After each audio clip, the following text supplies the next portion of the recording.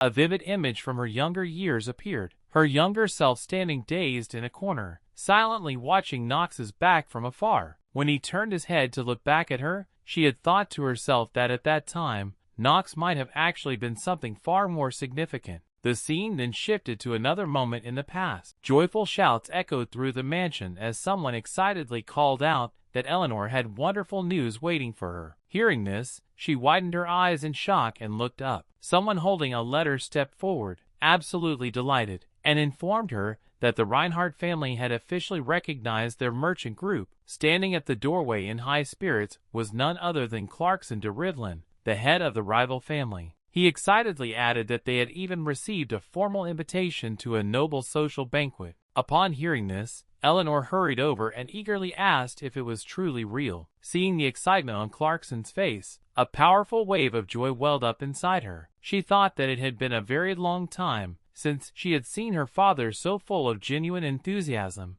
and she was certain that her mother would be happy as well. When her thoughts turned to her mother, who was still bedridden, Eleanor reflected that her health had continued to decline ever since she began working for the group. However, she believed that once their group grew larger, they would surely be able to restore her mother's health in the near future. Thinking this, Eleanor felt an overwhelming sense of happiness. Suddenly, Clarkson mentioned that the nobles had even brought up Eleanor's name among themselves. Eleanor was utterly stunned and wondered if they truly meant her. Recalling the previous negotiations, Clarkson explained that Lord Theo van Ruyen, the head of the Reinharber family, seemed to hold Eleanor's abilities in very high regard and had said that she was the most outstanding child among her peers. Remembering Rodwell's expression at the time, Clarkson added that Lord Rothwell had said the same thing as well. Unable to hide her excitement, Eleanor reacted with disbelief, while inwardly rejoicing that she had finally been acknowledged. Later, as she tried on various dresses in front of a mirror, Eleanor reflected that it had already been 3 years since she had taken charge of accounting work for the Rivlin Group. At first, she had done it merely to attract her father's attention, but now she felt that the job truly suited her. She wanted to continue and become a pillar of strength for the Rivlin Group. She excitedly thought that she had never imagined that even the heads of esteemed noble families would acknowledge her specific abilities. From this point on, the group would continue to grow, and eventually they would be able to stand on equal footing with the nobles she had always admired. People born into a different world, with graceful manners, luxurious clothing, and lives spent enjoying fine cuisine while chatting leisurely. She believed that they would one day live lives just like those people. However, reality struck Eleanor harshly at the banquet itself. Some nobles sneered with disdain, remarking on how lowly it all was, and questioning what such common people were doing there. Others whispered contemptuously that at a banquet hosted by the Reinharber family,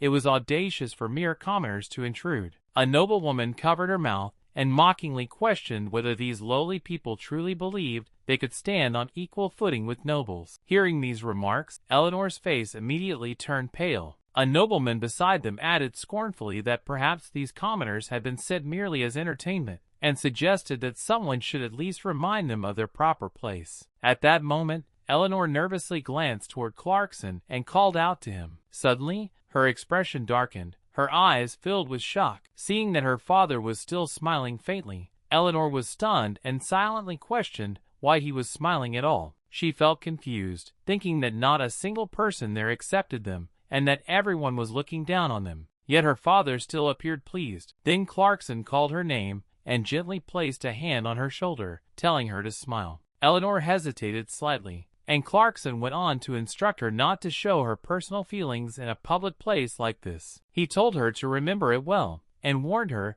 that she must not speak rudely or get into conflicts with the noble children. Eleanor's expression grew deeply conflicted. The surrounding atmosphere seemed to fall silent as she hesitantly agreed. Later, during the banquet, someone curiously asked whether Clarkson's child would be going for knight training. A woman politely laughed and replied that it was true, though becoming a knight was not an easy path. Another woman responded with admiration, saying she had heard that Eleanor had achieved outstanding results in her training. Eleanor silently observed the scene. She lowered her gaze slightly and thought to herself that such praise was meaningless, that there were countless hidden deals behind the scenes, and that this place was nothing more than a nest of extravagance for excessively wealthy nobles. And the most shocking realization of all was yet to come. At that same moment, someone stepped forward. Clarkson bent his back respectfully and introduced himself, saying that it was a pleasure to meet them, and that he was merely a common citizen. Clarkson of the Rivlin family stated that he looked forward to cooperating with them. Seeing this, several nobles whispered among themselves with mocking tones, remarking that he was just a lowly merchant and laughing that at least he knew his place. Watching his appearance, Eleanor felt a pang of sadness and thought that her father was bowing his head to nobles like them. The earlier scene resurfaced vividly in her mind. Clarkson had placed a hand on her shoulder and warned her in a low voice to smile, never to reveal her personal feelings in places like this, and to remember that she must not speak rudely or fight with the noble children.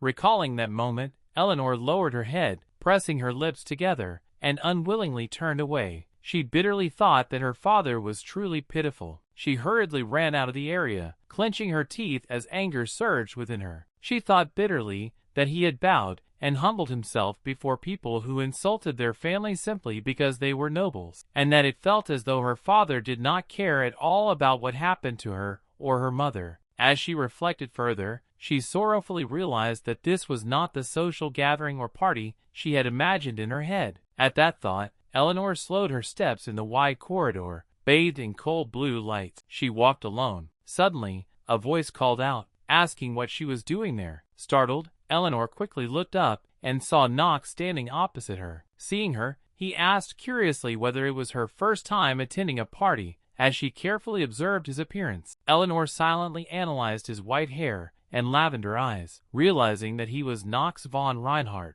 Immediately afterward, she hurriedly performed a formal greeting and apologized anxiously if she had made him uncomfortable. Knox responded with suspicion, asking why she was apologizing. Only then did Eleanor slowly raise her gaze. Knox casually gestured and said that he was bored, and asked whether she wanted to go and chat somewhere else. After the two of them sat down on a bench, Knox asked where she was from and whether she belonged to a noble family. Eleanor timidly replied that she did not, introducing herself as Eleanor de Rivlin from the Rivlin family, which had only recently received a new title. Hearing this, Knox reacted in surprise, saying that he had heard a new family would be joining and that it turned out to be hers. Eleanor then stammered in response, confirming it and hesitantly addressing him as Nox von Reinhardt, the youngest son of the Reinharber family. Knox, astonished, asked whether she knew his name, then quickly followed up by asking if she also knew his age. Eleanor awkwardly replied that she did not. Knox then stated that he was 10 years old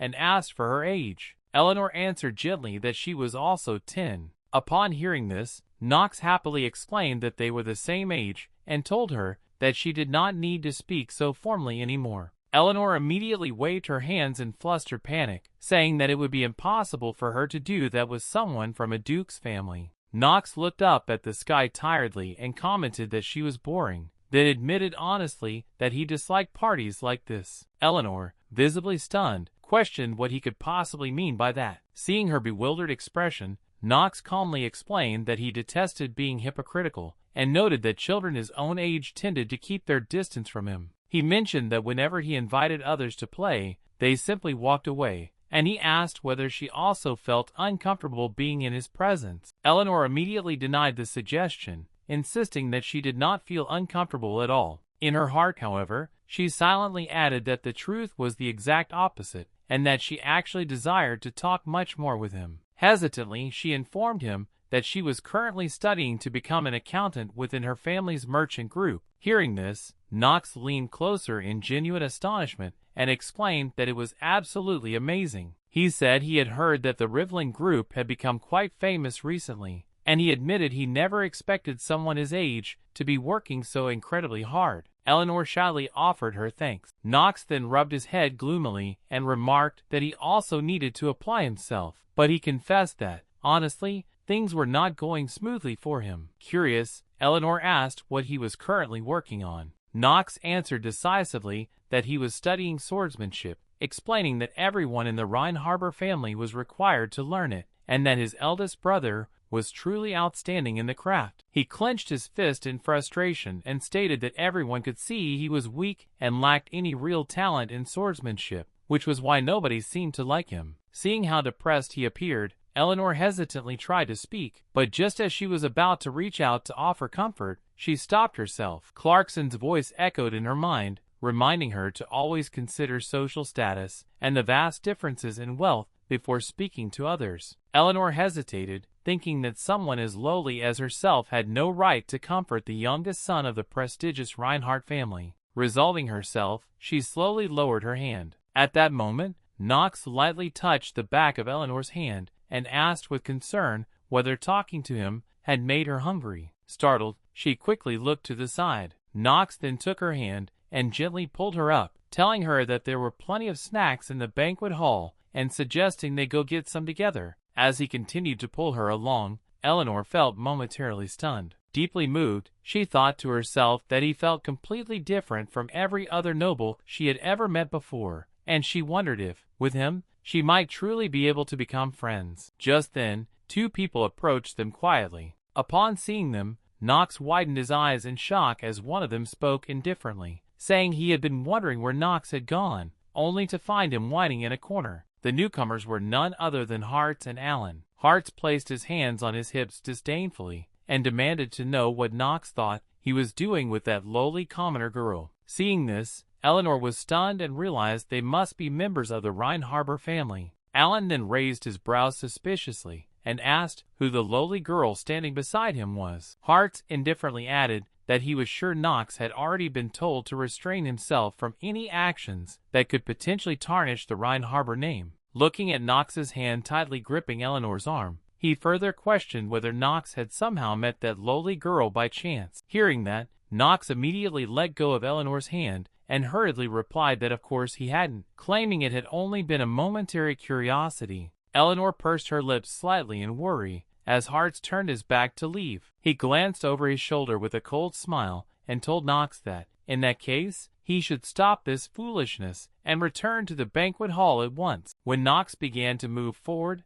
Eleanor hesitantly called out to him. Hearing her voice, he paused for a brief moment, but then he immediately continued walking, quickly catching up with Allen and Hartz. Watching this, Eleanor murmured in disappointment that she had truly thought they could become friends. Back in the banquet hall, Allen and Hartz cornered Knox against a wall and mockingly remarked that it was truly surprising, as they had never expected him to speak with that commoner, especially at a social gathering like this where so many eyes were watching. They asked whether he was trying to disgrace their family, or if there was something special between him and that girl. Faced with their interrogating voices, Knox could only lower his head in silence. Hart sneered that if that were true, then someone should make that lowly girl understand her true position. At those words, Knox's eyes widened in shock. He hastily denied that she meant anything to him at all, and he insisted that, as he had said before, he had merely been curious about her. Allen then bent slightly and suggested that, in that case, he should tell the girl so loudly and clearly in front of everyone,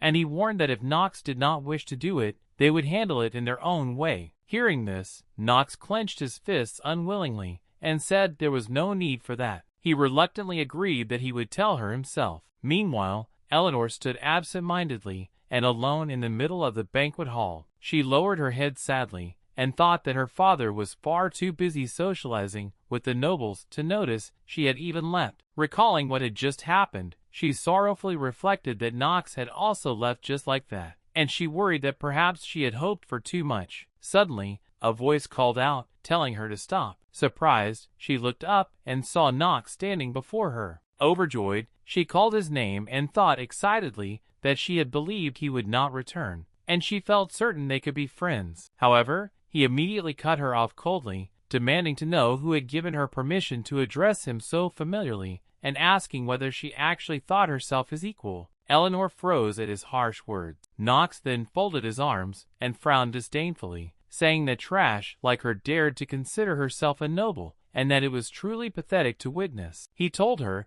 that she might be able to buy her family name with money, but he asked whether she truly believed she could buy her family's history with it. Eleanor was stunned, thinking that he had suddenly become a completely different person. She softly called his name again. Knox let out a faint scoff and called her an illegitimate child, telling her to get lost. At that moment, the smile on Eleanor's face vanished and the brightness in her eyes faded away. Observing the scene, the surrounding nobles whispered among themselves that it seemed she had truly angered the young master of the Reinharber family, and they remarked that this was exactly what happened to commoners. They speculated that she must have committed some terrible offense, and they remarked that commoners should never have been admitted in the first place. Unable to endure it any longer, Eleanor quickly gathered her skirt and ran away. In her mind, she reflected that that day marked the worst social gathering of her entire life. After realizing that such was the true world of the nobility, she had decided to live behind a mask, just as her father had always done. She hid behind a false facade and deceived others with sweet words. But the scene then shifted to the present under the falling rain. Eleanor stood silently before two graves. The people behind her whispered that perhaps the Rivlin merchant group would finally come to an end, noting that both of her parents had died, and that it was now that lowly girl running the group. They continued by saying that no matter how clever she was still just a child, and they wondered what she could possibly accomplish alone. They added that although Clarkson was merely a commoner, at least his work was good, and they suggested they should look for another merchant group. Hearing this, Eleanor tightened her grip on her umbrella. She bitterly reflected that even until the very end, the nobles mocked her family's deaths. She thought that it was no wonder, since it was not the Rivlin merchant group built with blood and sweat that they trusted, but rather the glittering gold behind it. Because of that, she had decided never to trust anyone like them. She believed that the only thing worthy of trust was gold coins, and she felt that even trust itself could be bought with gold. She felt that she had buried her very dignity deep within those gold coins, questioning whether, in the final analysis, she was essentially no different from the nobles she despised. She was convinced that the traumatic incident at that specific social gathering had molded her into the person she was today. Yet, she found herself questioning if it was truly because of Knox that her personality had become so hardened. Reflecting on the past now, she wondered what Knox's true intentions had really been during that period. At that specific moment, Eleanor hurriedly turned her face away and climbed into the safety of the carriage. Almost immediately, Knox's head appeared through the open carriage window, and she turned back with a gloomy expression to gaze at him. Eleanor's eyes remained blank for a brief second as she sat absent-mindedly within the vehicle, realizing that at that time, Knox had actually been unable to pretend otherwise before humiliating her, primarily because Allen and Hartz had been lurking behind a pillar to maintain their watch. She sorrowfully reflected on the fact that Knox had not truly desired to act that way. In truth, she had sensed it all along, knowing well that Knox did not get along with his brothers in the Reinharber family. She recalled that his elder brother had been standing directly behind him during the confrontation, leading her to conclude that he had only been cruel to her because he feared they would cause her physical harm. She admitted to her inner self that she had purposely convinced herself it was Knox who caused her downfall. She had blamed everything on him so she could hide her own face, twisting the memory of the event for her own emotional benefit while choosing to ignore the obvious truth. Outside the carriage, Knox had gazed at her with earnest eyes and called her name. And now, as she watched him suddenly collapse right before her eyes, Eleanor sorrowfully mused that in the past, at that exact moment, and even in the coming future, Nox von Reinhardt was a villain. At least, that was the lie she had forced herself to believe. As her supply of healing energy gradually began to run out, she pleaded aloud, realizing she could no longer hold on. With tears streaming down her cheeks onto Knox, she choked out the words that she had not even managed to properly thank him, asking why he was lying there in such a state. Lowering her head in a fit of despair, she begged him to open his eyes. Sobbing uncontrollably, she called out to Shane, stating that she desperately needed his assistance and begging him to save Nox von Reinhardt. Her desperate voice echoed throughout the silent cavern, but when no response came, she was stunned. She thought it was incredibly strange that Shane did not reply. She wondered if Shane might also be teetering on the brink of death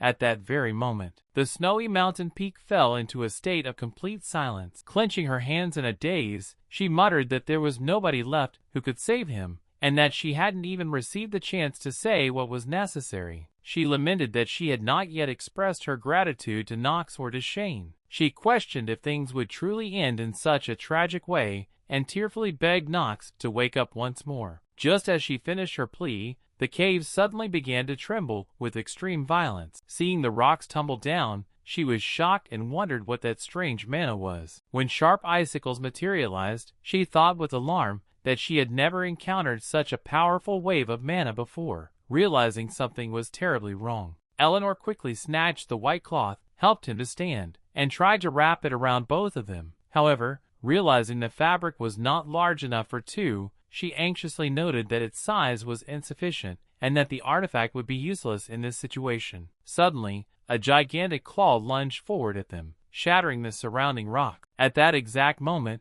Eleanor hurriedly supported Knox's weight and dove aside to dodge the strike, watching the white cloak fly away into the debris. She thought of Knox with tears in her eyes. At that moment, the ice dragon stood tall before them and coldly inquired whether she was the individual who had awakened it, addressing her as a child. Far away, Astrid seemed to sense that massive presence and immediately spread her wings to shoot into the sky. Noah, who was riding on her back, complained irritably and asked why she had suddenly reacted in that manner, adding that his hair was now a mess. Astrid responded with a cold tone, stating that his heart had stopped beating. Hearing that, Noah stared back blankly and asked exactly what she meant. Astrid frowned with a grave expression and stated clearly that the heart of Nox von Reinhardt had stopped.